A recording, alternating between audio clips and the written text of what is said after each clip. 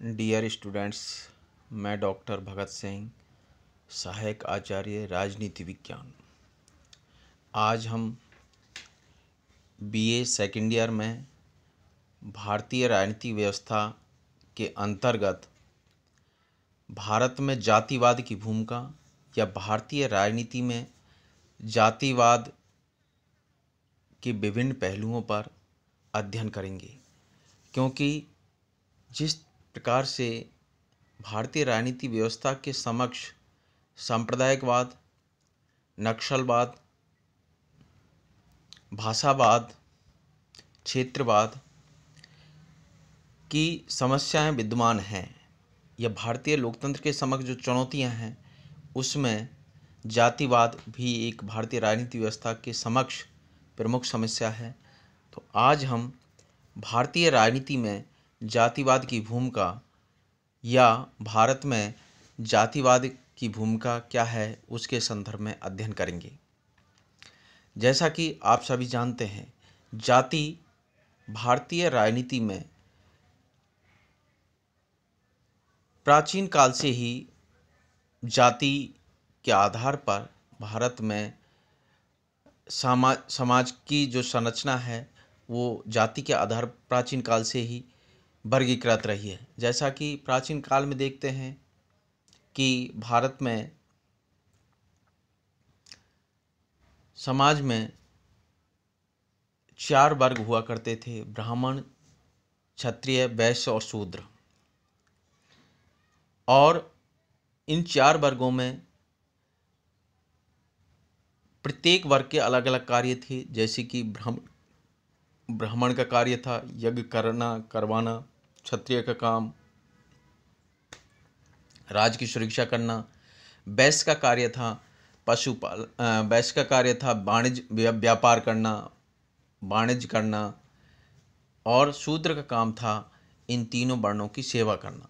तो प्राचीन काल में ही लेकिन प्राचीन काल में वर्ण पर आधारित जाति व्यवस्था थी। जाति व्यवस्था नहीं थी, वर्ण व्यवस्था उसको कहेंगे। प्राचीन काल में वर्ण व्यवस्था थी, लेकिन सने सने जब वर्ण व्यवस्था में ऊंच नीच का भेदभाव हुआ और लोग अपने अपने कार्यों में श्रम के आधार पर लोग अपने कार्यों को करने लगे, तो जाति व्यवस्था का स्वरूप एक नवीन स्वरूप उभर के आया।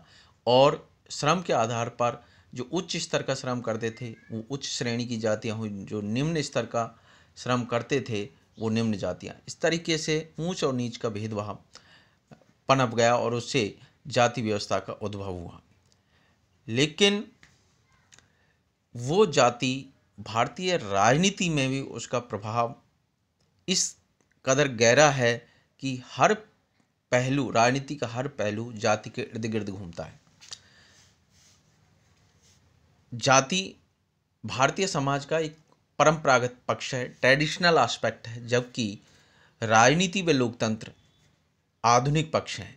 फिर भी विडंबना यह है कि जाति लोकतंत्र को प्रभावित कर रही है। यानी भारतीय राजनीति में जाति का इतना वर्चस्व है कि डेमोक्रेटिक सिस्टम को भी जाति कहीं ना कहीं उसको प्रभावित कर रही है।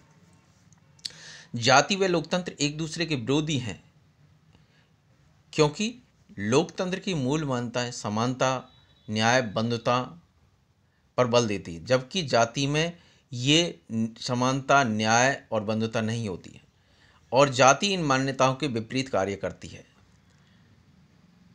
अब भारतीय राजनीति में जातिवाद की भूमिका के कुछ नकारात्मक पहलू हैं तो कुछ सकारात्मक पहलू हैं। यानी राजनीति में जातिवाद का नकारात्मक पक्ष और सकारात्मक पक्ष, इसके ऊपर आज हम चर्चा करेंगे, इस पर हम प्रकाश डालेंगे।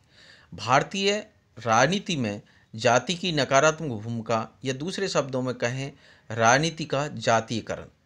ये जो कंसेप्ट है राजनीति का जातीयकरण या जाति का राजनीतिकरण, ये अवधारणा प्रमुख राजनीतिक सिद्धांतकार रजनी कोठारी से जुड़ी हुई है। भारतीय राजनीति पर जाति का विशेष प्रभाव पड़ा है। वह इस जाति ने भारतीय लोकतंत्र को नकारात्मक रूप से प्रभावित किया है। भारतीय राजनीति में जाति की नकारात्मक भूमिका के पहलू क्या हैं? नंबर 1, दलों के निर्माण में पहचान का आधार जाति है, इसलिए एक दल विशेष हितों के आधार पर कार्य करते हैं। राष्ट्रीय हितों की अनदेखी होती है, यानी राष्ट्रीय हितों के अनदेखी कर केवल जातिगत हितों को प्रायोरिटी दी जाती है। उम्मीदवारों के चयन का आधार भी जाति है और इसलिए योग्य उम्मीदवारों की अवहेलना होती है। चुनाव प्रसार का आधार जाति है, जिससे विकास के मुद्दों की अवहेलना होती है। मंत्रिमंडल के निर्माण का आधार भी जाति है, इसलिए योग्य व्यक्ति मंत्री नहीं बन पाते। जाति के आधार पर विभिन्न सांसद विधायक गुटबाजी करते हैं, जिससे महत्वपूर्ण विधेयक संसद में पारित नहीं हो पाते, जैसे महिला आरक्षण बिल संसद पारित में नहीं हो पाता। जाति के नाम पर सरकार के समक्ष अनावश्यक मांगे रखी जाती हैं, जिसके कारण कानून व्यवस्था पर नकारात्मक प्रभाव पड़ता है। जाति के कारण आपराधिक प्रवृत्ति के व्यक्ति राजनीति में आते हैं, जिससे राजनीति में अपराधीकरण को बढ़ावा मिलता है। कहने का तात्पर्य है कि जाति इस तरीके से है कि जाति के आधार पर राजनीतिक दलों का निर्माण होता है। जाति के आधार पर निर्णय प्रक्रिया में जातिगत आधार को रखा जाता है। जाति के आधार पर उम्मीदवारों का चयन होता है, मंत्रिपरिषद का निर्माण होता है, जिससे कहीं ना कहीं भारतीय लोकतंत्र का ह्रास होता है, हानि होती है। टिंकर जैसे विद्वानों का कहना है कि राजनीति जाति पर आधारित है। वे विभिन्न राज्यों में जाति के प्रारूप भी देखे जा सकते हैं, यानी जाति के आधार पर टकराव आप देखते हैं। जाति के आधार पर वर्चस्व, जैसे आप देखते हैं उत्तर प्रदेश में यादव वर्सेज ब्राह्मण वर्सेज दलित हरिजन। राजस्थान में देखते हैं तो जाट वर्सेज राजपूत का कंसेप्ट, जाट वर्सेज राजपूत के आधार पर राजनीति का संतुलन चक्र घूमता है। महाराष्ट्र में ब्राह्मण वर्सेज मराठा, कर्नाटक में बोकालिग्गा और लिंगायत के मध्य जो राजनीति जारी है, राजनीतिक घूमता है। और आंध्र प्रदेश में कम्मा वर्सेज रेड्डी। और इससे एक अवधारणा भी जुड़ी है, जैसे कि अजगर, अहीर, जाट, गुर्जर, राजपूत की जो उत्तर भारत में भूमिका है, उससे ये जातिवाद से ही रिलेटेड कंसेप्ट है अजगर। जाति की सकारात्मक भूमिका, अभी हमने जाति की नकारात्मक भूमिका के संदर्भ में अध्ययन किया था कि जातिवाद की अवधारणा ने भारतीय लोकतंत्र को चुनौती प्रदान की है। भारतीय लोकतंत्र का ह्रास हुआ है और योग्य व्यक्तियों की अवहेलना हुई है। अब इसके सकारात्मक पहलू क्या है, उसको भी जानने की आवश्यकता है। जाति लोकतंत्र की में सकारात्मक भूमिका अपना रही है, वह इसका प्रभाव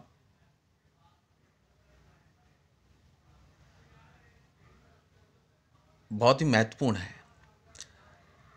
जाति की सकारात्मक भूमिका पर कुछ प्रमुख विद्वान हैं जो जाति की सकारात्मक भूमिका पर अपना अध्ययन करते हैं, जैसे रजनी कोठारी, रुडोल्फ जैसे विद्वानों का कहना है कि जाति भी लोकतंत्र में सकारात्मक भूमिका निभा रही है। जैसे रजनी कोठारी जो कि CSDS centre for developing societies के संस्थापक हैं, लोकायन नामक पत्रिका के संस्थापक हैं, और इन्होंने महत्वपूर्ण पुस्तकें लिखी हैं, जैसे पॉलिटिक्स इन इंडिया और कास्ट इन इंडियन पॉलिटिक्स 1973 में आई थी। इसमें इन्होंने विस्तार से भारत में जाति की भूमिका को उजागर किया है। रुडोल्फ ये अमेरिका के प्रमुख विद्वान हैं, पति पत्नी हैं Rudolph Susanne Rudolph and Hoeber Rudolph, जिन्होंने भारत में राजनीति का अध्ययन किया है। रजनी कोठारी का कथन है कि भारत में राजनीति का जातीयकरण नहीं हुआ है, अपितु जाति का राजनीतिकरण हुआ है।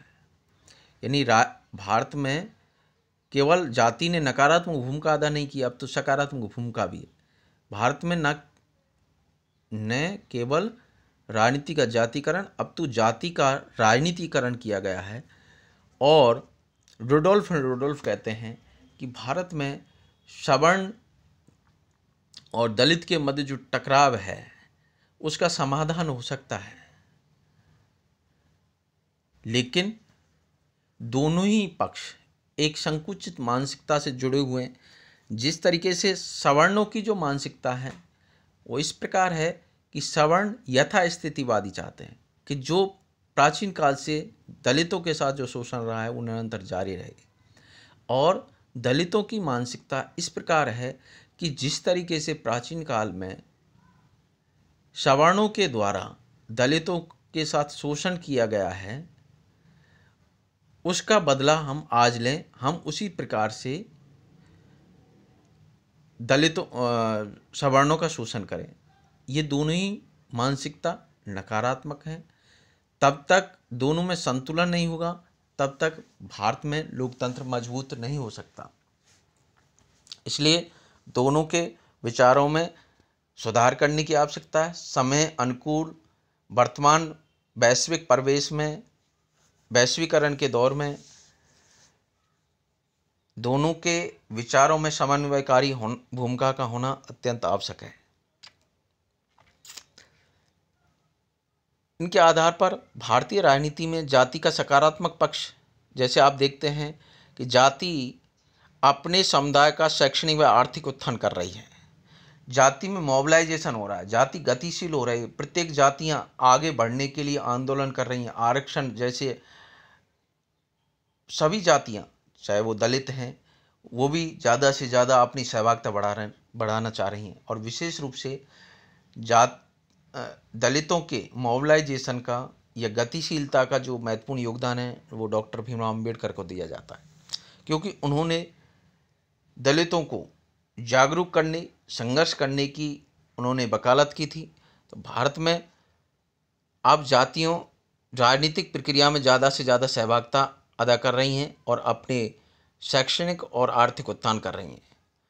इससे मतदान प्रतिशत में वृद्धि हुई है, जो कि लोकतंत्र के लिए शुभ संकेत है, क्योंकि हर जाति अपना लोकतंत्र में, विधायिका में, व्यवस्थापिका में, कार्यपालिका में, सब में अपना ज़्यादा से ज़्यादा पार्टिसिपेट या भागीदारी निभाना चाहती है। इसलिए मतदान प्रतिशत में महत्वपूर्ण वृद्धि हुई है।